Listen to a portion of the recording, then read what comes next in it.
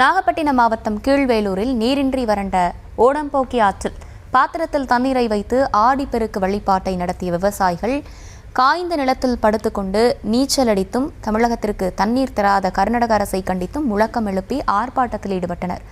இது குறித்து கூடுதல் விவரங்களுடன் இணைகிறார் நம்முடைய செய்தியாளர் லெனின். வணக்கம், விவரங்களை வழங்கலாம். வணக்கம் காட்சினே.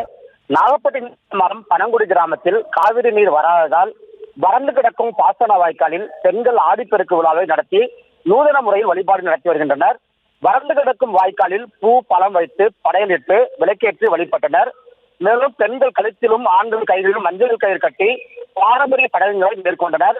கடைமடை பகுதிக்கு காவிரி நீர் வராததால் குடலில் தண்ணீர் எடுத்து வந்து வழிபாடு நடத்தப்பட்டதுடன் அனைத்தும் வறண்டு கிடப்பதால் பாத்திரங்களில் தண்ணீர் வைத்து சடங்குகளை செய்யும் நிலைக்கு தள்ளப்பட்டுள்ளதாக விவசாயிகள் வேதனை தெரிவித்துள்ளனர்.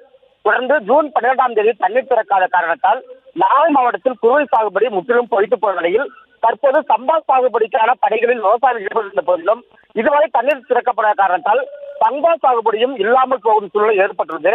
இதனால் வறண்டு கிடந்த பாசன வாய்க்காலில் தங்களுடைய எதிர்ப்பை பதிவு செய்யும் விதமாக விவசாயிகள் தண்ணீர் இல்லாத வாய்க்காலில் நீச்சல் அடித்து நூதன போராட்டத்தில் ஈடுபட்டனர். தொடர்ந்து கடைமடை பகுதிகளுக்கு காவிரி நீரை பெற்றுத்தர தமிழக அரசு நடவடிக்கை எடுக்க வேண்டும் என்றும் கர்நாடகாவில் தண்ணீர் திறக்க வேண்டும் என்று கர்நாடக அரசை கண்டித்தும் கோஷங்களை எழுப்பினர்.